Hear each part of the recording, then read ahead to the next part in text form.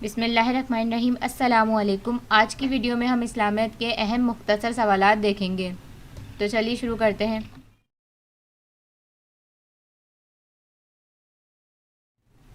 آپ کا پہلا سوال ہے، متن حدیث کسے کہتے ہیں؟ حدیث کی عبارت کو متن کہا جاتا ہے۔ متن وہ حدیث ہے جس میں فرمان رسول صلی اللہ علیہ وآلہ وسلم درج ہوتا ہے، یعنی جو حدیث کی عبارت ہوتی ہے اس کو متن کہا جاتا ہے۔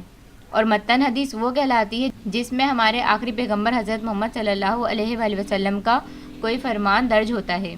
سند حدیث کی تشریح کریں۔ حضور اکرم صلی اللہ علیہ وآلہ وسلم سے ہم تک جن لوگوں نے احادیث بیان کی ہیں ان کو راوی اور راویوں کے سلسلے کو سند حدیث کہا جاتا ہے، یعنی حضور پاک صلی اللہ علیہ وآلہ وسلم کی احادیث جن لوگوں نے ہم تک پہنچائی یا ان کے فرمان کو جن لوگوں نے ہم تک پہنچایا تو ان کو راوی اور راویوں کے سلسلے کو سند حدیث کہا جاتا ہے۔ راوی سے کیا مراد ہے، وضاحت کریں۔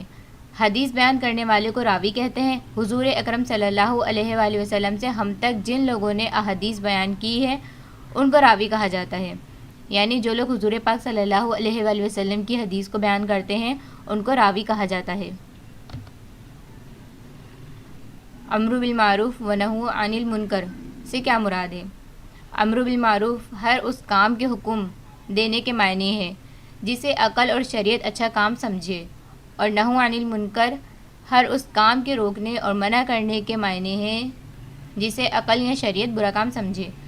دوسرے لفظوں میں امر بالمعروف اچھے کاموں کا حکم دینے کے معنی میں ہے اور نہی عن المنکر برے کاموں سے روکنے کے معنی میں ہے، یعنی امر بالمعروف ہر اس کام کے حکم دینے کے معنی ہے جسے عقل بھی اچھا کام سمجھے اور شریعت میں بھی اسے اچھا کام سمجھا جائے، اور نہی عن المنکر ہر اس کام سے روکنے کے معنی ہے جسے عقل بھی برا کام سمجھے اور شریعت میں بھی اس کو برا سمجھا جاتا ہو۔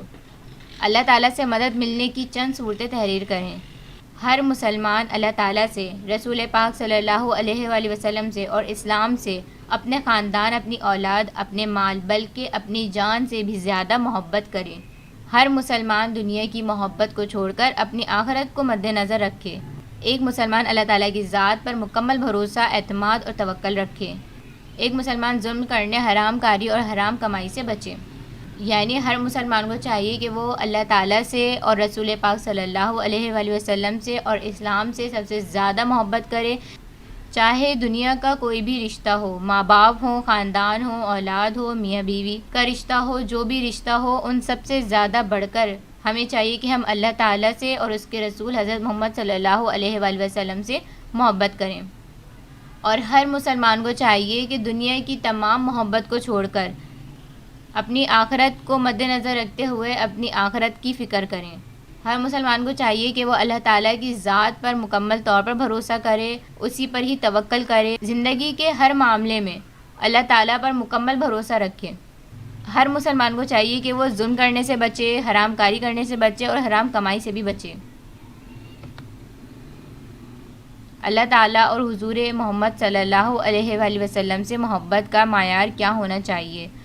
آدمی اس وقت تک کامل مومن نہیں ہو سکتا جب تک کہ اس کے نزدیک رسول کریم صلی اللہ علیہ وآلہ وسلم کی ذات گرامی، ماں باپ سے، بیوی بچوں سے اور خود اپنی جان سے بھی بڑھ کر محبوب نہ بن جائے۔ یہ حب نبوی صلی اللہ علیہ وآلہ وسلم کی دین کی بنیاد اور اس کے فرائض میں سے ایک اہم فریضہ ہے، یعنی کہ ہر انسان اس وقت تک کامل مومن نہیں ہو سکتا جب تک اس کے لیے ہمارے پیارے محمد حضرت محمد صلی اللہ علیہ وآلہ وسلم کی محبت سب رشتوں میں زیادہ بڑھ کر نہ ہو جائے، چاہے ماں باپ کا رشتہ ہو، چاہے بیوی کا رشتہ ہو، اولاد کا رشتہ ہو، یہاں تک کہ اپنی جان سے بھی بڑھ کر حضور پاک صلی اللہ علیہ وآلہ وسلم سے محبت کی جائے، یعنی حضور اکرم صلی اللہ علیہ وآلہ وسلم سے محبت دین کی بنیاد اور اس کے فرائض میں سے ایک اہم فریضہ ہے۔ یتیم کے مال کی حفاظت کیوں ضروری ہے؟ یتیم کے مال کی حفاظت کرنا اس لیے ضروری ہے کیونکہ دولت کو سنبھالنے، اس کو جائز تجارت میں لگانے اور نفع و نقصان میں فرق سمجھنے جیسے معاملات سے متعلق ان بچوں میں قابلیت نہیں ہوتی، جس سے یہ اندیشہ رہتا ہے کہ وہ مال کو ضائع کر دیں گے۔ یعنی یتیم بچوں کے مال کی حفاظت کرنا اس لیے ضروری ہوتا ہے کیونکہ یتیم بچوں میں اس بات کی سمجھ نہیں ہوتی کہ اپنے مال کی حفاظت کس طرح سے کی جاتی ہے۔ وہ اپنے مال کا نقصان کر سکتے ہیں، اس کو ضائع کر سکتے ہیں، اس وجہ سے جب تک وہ بالغ نہ ہو جائے، سمجھدار نہ ہو جائے، تب تک ان کے مال کی حفاظت کرنا چاہیے۔ قرآن مجید میں عزل قتال کی حکمت کیا بتائی گئی ہے؟